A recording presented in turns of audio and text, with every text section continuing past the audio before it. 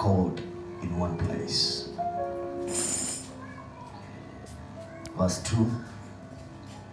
And suddenly there came a sound from heaven as of a rushing mighty wind, and it filled all the house where they were sitting.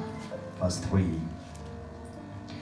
And there appeared unto them cloven tongues like as of fire, and it sat upon each of them. 4. And they were all filled with the Holy Ghost, and began to speak with the other tongues, as the Spirit gave them utterance. 5. And there were dwelling at Jerusalem Jews, devout men out of every nation under heaven. Now when this was noised abroad, the multitude came together and were confounded, because that every man heard them speak in his language. Praise the Lord. I want to speak about the person of the Holy Spirit. I want to speak about the person of the Holy Spirit.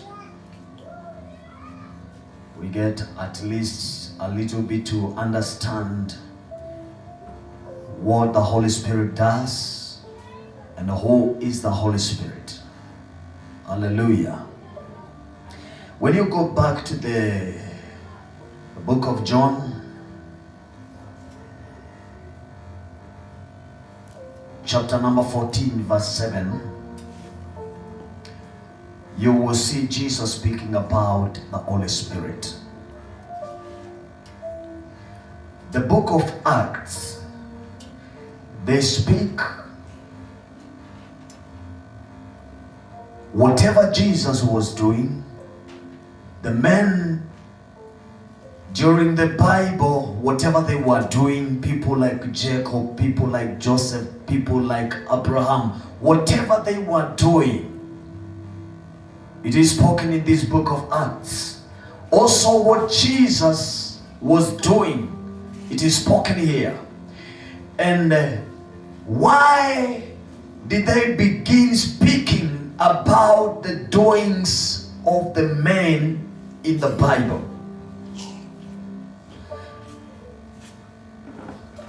I said when I was teaching about Jesus, the resurrection, the death and the resurrection of Jesus, the apostles could not preach any word. They could not do any miracle until Jesus was glorified. Praise the Lord. Amen. And I said, when the king is around, all other kings and the princes can perform nothing until when the king leaves the place. So the apostles could do no miracle until Jesus was glorified. Hallelujah. Jesus was, when you read in the book of John 7:39, the Bible says, but this spake he of the Spirit, which they that believe on him should receive, for the Holy Ghost was not yet given, because that Jesus was not yet glorified. Praise the Lord. Amen. The Bible says that the apostles, who were the disciples, could not speak anything until Jesus was glorified. Now the book of Acts comes after Jesus is glorified. After Jesus died, rose up, and he went up to the Father, is when the promise came, the promise of the Holy Spirit. Hallelujah. And do you know what Jesus said? He said in the book of John, chapter number 16 verse 13. Howbeit, when he, the Spirit of truth, is come, he will guide you into all truth. For he shall not speak of himself, but whatsoever he shall hear, that he shall speak, and he will show you things to come.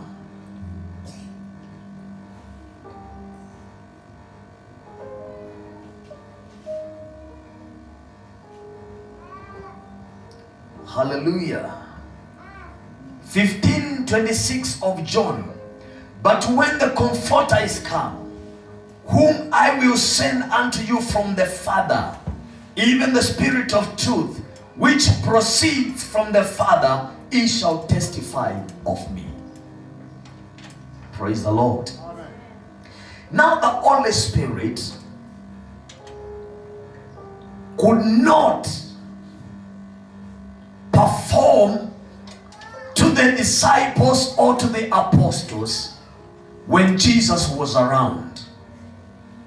So Jesus had to come to lay foundation. Then he could go back to the Father and send the promise, who will come to testify the works of the Lord Jesus.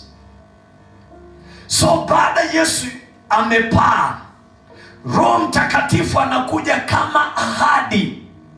And why was the Holy Spirit coming? He came to testify about the works of the Lord Jesus. Hallelujah. I want to speak about the person of the Holy Spirit. Jesus, the Son, God the Father and the Holy Spirit, they work together. Na wakati tunapotaka kuelewa kuhusu Biblia, we usually go back to the original plan of God. And the original plan of God, we get it from the book of Genesis, where God created people. And when he created man, mwanadamu akaanguka. Na wakati alipoanguka, God akaanza a plan to bring man closer to him. And the first thing God did was sending his Son here on earth. Na Yesu alipokuja akaanza kufundisha watu kurejelea katika njia ya kumpendeza Mungu. Na baada ya kuondoka anasema, I will send the promise from the Father. He will testify of me. Yani atakuja kushuhudia yale mambo Yesu aliyoyazungumza. The Spirit is the ambassador from heaven. Na tulifundisha kwamba an ambassador from any colony anakuja kufundisha watu kuhusu wale watu wamewatawala. Na sisi hapa tumetawalwa na mbingu, na Roho Mtakatifu alikuja kwetu ili atufundishe habari za Mungu, habari za mbingu, jinsi wanavyotaka tuishi. Na Yesu akawaambia mitume kabla aende, nitawatumia msaidizi, the promise, ambaye atakaa kwenu, ambaye atakaa na nyinyi mpaka mwisho, ambaye atakaa ndani yetu. So the Holy Spirit must dwell in you. Hallelujah. Roho Mtakatifu anastahili kukaa ndani yetu, ndani yako, ndio aweze kushuhudia kutoka ndani yako yale matendo ya Kristo yaliyo ndani yako. So when the Holy Spirit is in you, atakufundisha habari za Baba, atakufundisha habari za mbingu, Atakufundisha jinsi unavyokaa wakati unapookoka. Atakufundisha jinsi ya kuenenda. Praise the Lord. Anyone that has known the Spirit of God, the Bible says, he is not of the Lord Jesus. Hallelujah. Yeyote ambaye hana roho wa Mungu ndani yake sio wa Mungu. Maana Biblia inasema wakati unakuja, wamwabudio halisi watamwabudu Bwana katika roho, maana yeye ni. So you cannot worship the Lord, you cannot please him if the Holy Spirit is not in you. Hallelujah. And this is why Paul aliwauliza wapendwa, wakati mlipompokea, mlipobatizwa, mlimpokea roho? Wakasema hatukumsikia wala hatukumpokea. And the Bible says Paul, he laid hands on them and they received the Holy Spirit, because he knew any man without the Holy Spirit, the Lord Jesus is not in them. Praise the Lord.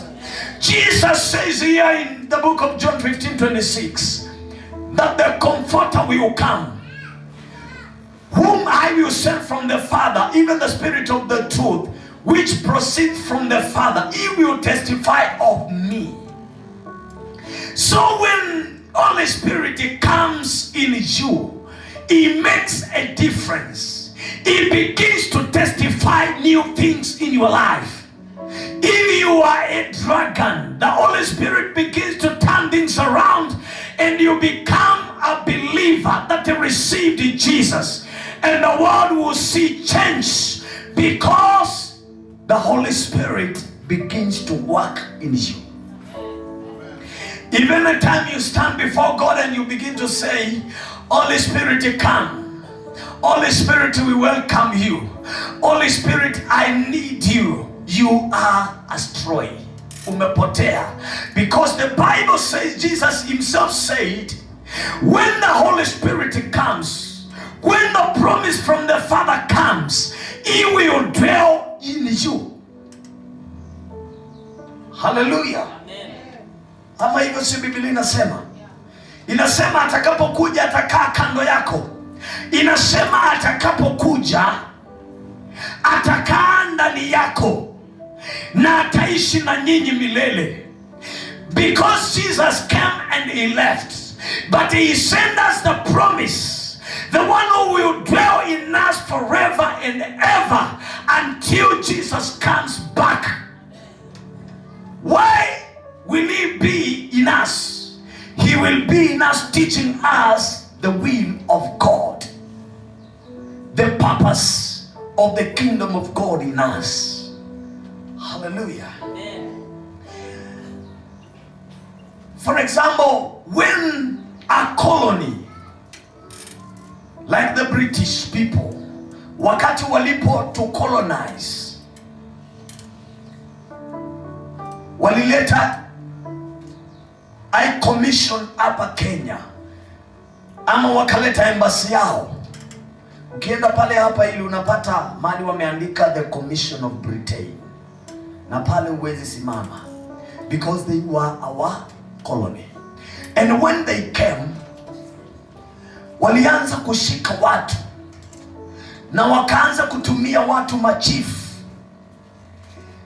ili waweze kufundisha watu mambo ya serikali ya wapi? Ya Britain. Wakafundisha watu kuongea Kizungu.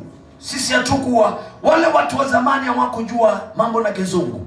Wao walikuwa Waafrika wakizungumza habari zao na lugha zao. Lakini wakati mzungu alipokuja na akatutawala tukawa kama watumwa, basi watu wakaanza kufundishwa kuongea Kizungu, wakaanza kufundishwa kuandika, wakaletewa na serikali iliyo na mipangilio.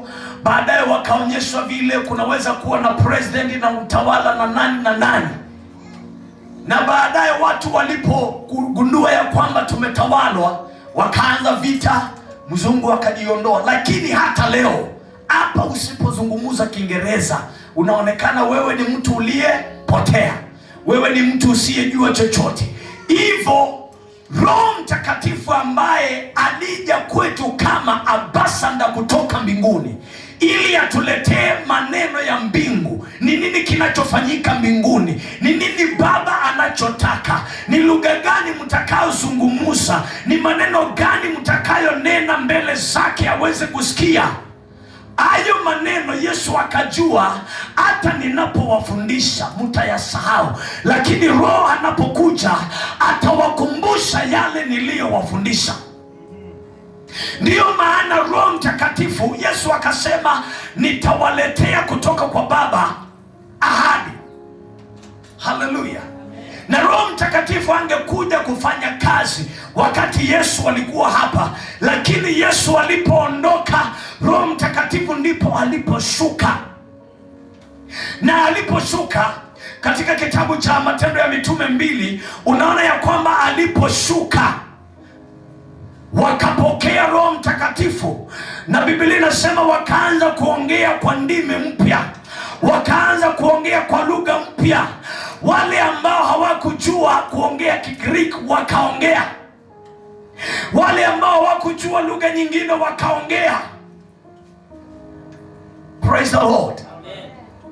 Na Biblia inasema ya kwamba walipoanza kuongea zile lugha, watu wa ule mtaa wakaulizana, watu hao wanasema maneno gani? Maana ni kama wamelewa, ni saa 3 ya mchana, maana ni kama wamelewa.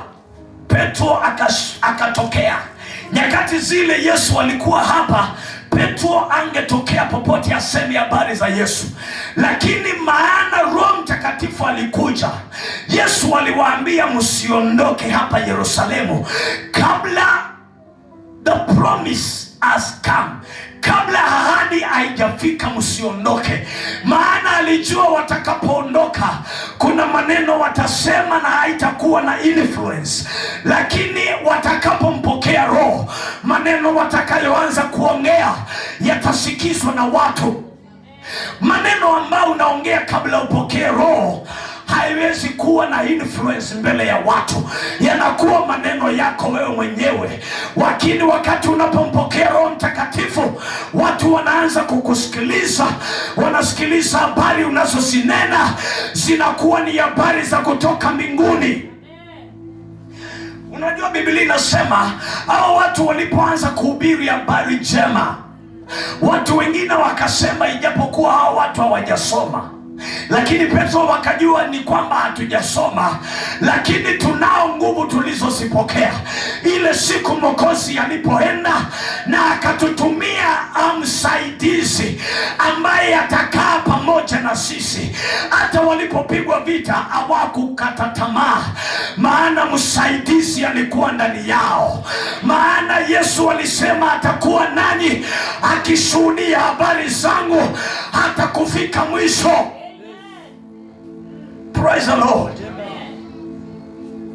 Biblia inasema wengine kumaliza kwao katika kuhubiri, hawa mitume kumaliza kwao. Ukiangalia kama Petro kule wanaita Vatican, hao watu wameweka msalaba wa nani? Wa Petro, ukiwa namna gani? Juu chini. Praise the Lord. Na huko wakajenga sinagogi ili watimize maandiko yanayosema ya kwamba juu ya mwamba huu Petro nitajenga juu yako kanisa, ambao misingi ya kuzimu haitaishinda nguvu. Praise the Lord. Wengine walimaliza vibaya, wengine waliuawa, wengine wakaekwa kwa mafuta moto inayochemuka, lakini baada ya kuwekwa kwa ile mafuta walitokea wakiwa na maono, wanasema ninaona. Kwa nini? Kwa sababu msaidizi yuko ndani yao. Msaidizi Roho Mtakatifu akiwa ndani yako, hauwezi ona kushindwa, hauwezi kata tamaa. Hata wasipokusikiliza, kesho yake utaonekana ukihubiri. Hata kazi kikatika, msaidizi anakuambia usikate tamaa, maana Yesu amesema atakuwa pamoja nawe mpaka mwisho. Huyo Roho Mtakatifu anapokuja anatufundisha habari za Baba, anatufundisha ya kwamba yeye ni ya kwamba hawezi akashindwa na vita. Huyo Roho Mtakatifu ajapo anatufundisha kwamba Baba sio, our Father is not weak, Mungu wetu ni mwenye nguvu. Hayo ndiyo mambo Roho Mtakatifu anatufundisha. Wakati ulipookoka haukuwa na nguvu, lakini ukiendelea ukapokea nguvu za Roho Mtakatifu ambaye atakuwezesha kushuhudia habari za Yesu, na ukaanza kushuhudia pale kwenu, hata kama watu wa kwenu walijua kwenu ni maskini. Kwa ujasiri wa Roho Mtakatifu ukaanza kushuhudia matendo ya Bwana, hata kama watu wa kwenu wanajua ya kwamba mtaa ule ni wa wachawi, lakini ukaanza kushuhudia habari za Bwana. Kutoka leo hii, Roho Mtakatifu nimekuja nikukumbushe ya kwamba anaishi ndani yako na atakushuhudia matendo ya Bwana ndani ya maisha yako. Kuanzia leo, anza kushuhudia ya kwamba anafanya kazi, ya kwamba anakuwezesha kuponya, anakuwezesha kuwekelea watu mikono. Haleluya! Wakati Roho Mtakatifu alikuja, Petro wakati anafuata Yesu, Roho Mtakatifu hakuwa ndani yake, maana alikuwa anafuata the master. Na wakati master aliposulubiwa akafa na akafufuka, akaja kwa siku 40 na akapaa, baadaye Roho Mtakatifu akaja. Petro yule aliyesema simujui Yesu, Biblia inasema katika Matendo ya Mitume 2 ukishuka chini ya kwamba Petro huyo ndiye aliyekuwa mtu wa kwanza kusema, enyi Wayahudi na nyinyi watu wote msikilizeni habari za Yesu aliyefufuka. Hauwezi mshuhudia Bwana mbele ya watu kama hauna Roho Mtakatifu. Utakuwa unaambiwa anza kushuhudia, unatetemeka. Anza kushuhudia, unaona uoga. Anza kushuhudia matendo yake. Tunaenda kuhubiri kwa mtawe, sio? Praise the Lord. How many can you confirm baptism is not salvation? Jesus himself said that I must be baptized of John to fulfill all the righteousness. Yesu akasema ndiyo mlibatizwa kwa ubatizo wa nani?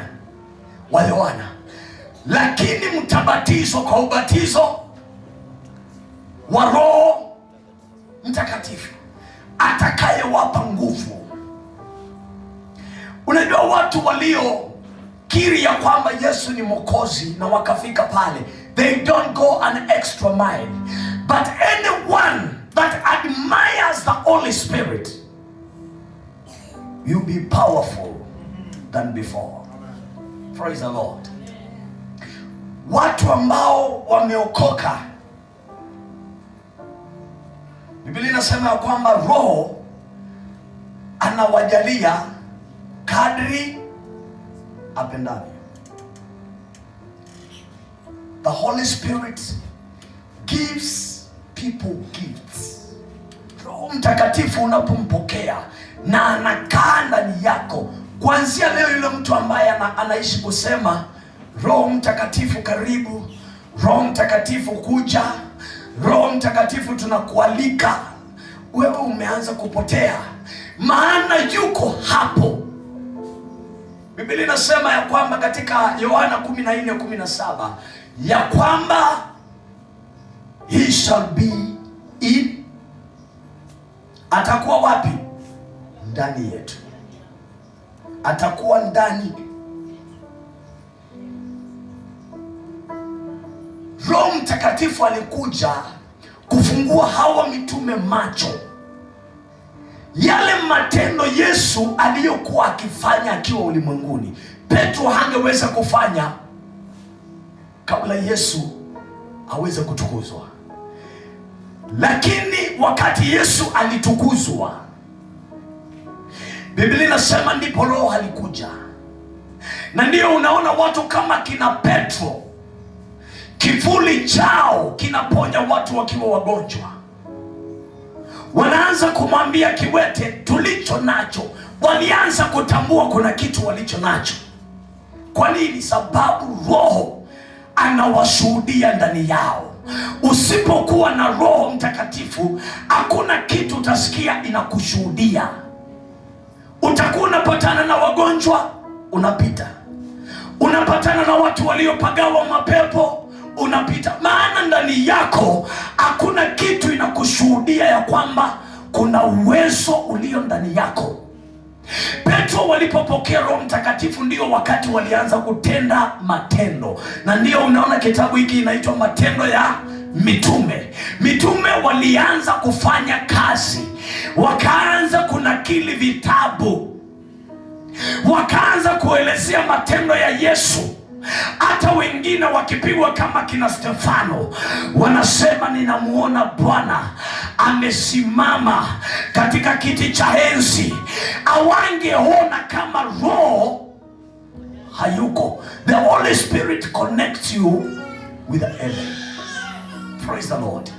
Roho Mtakatifu ndiye anakuunganisha na mbingu. Maneno ambayo unanena hata anakufundisha. Yesu aliwaambia, mnapofikishwa mbele ya wakuu wa sheria, msizungumuze chochote wala msifadhaike jinsi ya kuzungumza, maana Roho atawafundisha jinsi ya kuzungumza. Huyo Roho anakufundisha jinsi ya kuongea na Baba. Yesu alipokufa msalabani na akasema imeisha, pazia ikapasuka. Unajua watu hawangeenda mbele zake kumweleza maneno yao, lakini ilipopasuka na Roho Mtakatifu akakuja, tukapata uwezo na good connection ya sisi na Baba Muumba. Unajua Mungu alitaka sisi naye tukue na ushirika. Na Yesu alipokuja akalay foundation, Roho Mtakatifu akakuja akatuconnect kabisa na Baba. Tunamuelezea Baba, anakuambia hivi vile unaenenda, hiyo mienendo unaenda nayo, hayo mapito unapita, haya nipendezi. Huyo ni Roho anayeongea na wewe kutoka kwa Baba. Bwana Yesu asifiwe. Mtu yoyote ambaye ana Roho Mtakatifu, ndio ulisikia katika kitabu cha Mithali inasema ya kwamba yapo mambo 6 Mungu anayachukia, naam 7. Inatajwa pale miguu iliyo nyepesi kwa kukimbilia maovu, ulimi ambao, mtu ambaye ako na Roho Mtakatifu has got self control. Na hiyo self control inatokana na Roho Mtakatifu, ndio inazuia hiyo miguu. Hiyo miguu ikianza safari, kitambo ungedunga mtu kisu, lakini leo unasikia amekukosea, unachemuka kabisa, lakini inafika mahali unasema na Roho ananiambia, na Roho ananirudisha. Kitambo ungetusi mtu kama ng'ombe, kitambo ungeita mtu majina yote, lakini ulipompokea Yesu na ukampokea Roho, akakurudisha, akakufanya mtu wa maana, akaweza kutima hata hiyo kinywa chako, akaweza kukuumba ukawa mtu. Hivyo ndivyo Mungu anavyotaka ukae, na utakaa hivyo ukiwa na Roho Mtakatifu ndani yako. Biblia imesema ya kwamba atakaa ndani yetu mpaka.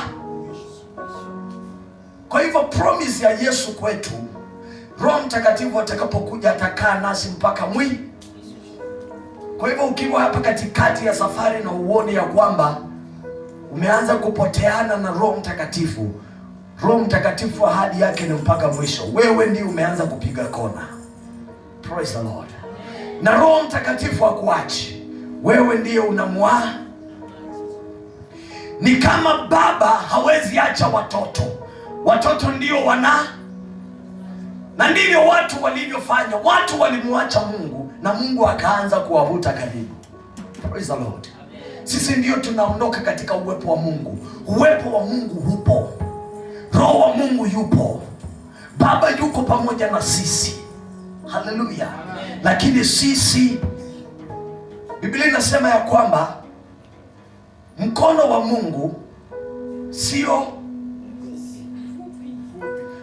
wala masikio yake sio mazito, ili asiweze kusikia maombi yetu, lakini dhambi zetu ndizo hututenga mbali na Mungu. Bwana Yesu asifiwe.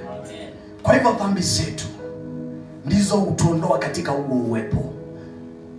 Niliwatch siku moja ikielezwa kuhusu Roho Mtakatifu vile anavyotoweka, anavyoondoka na kwenda. Wanasema mtu anapookoka, vile nimesimama, anazungukwa na Roho Mtakatifu na moto.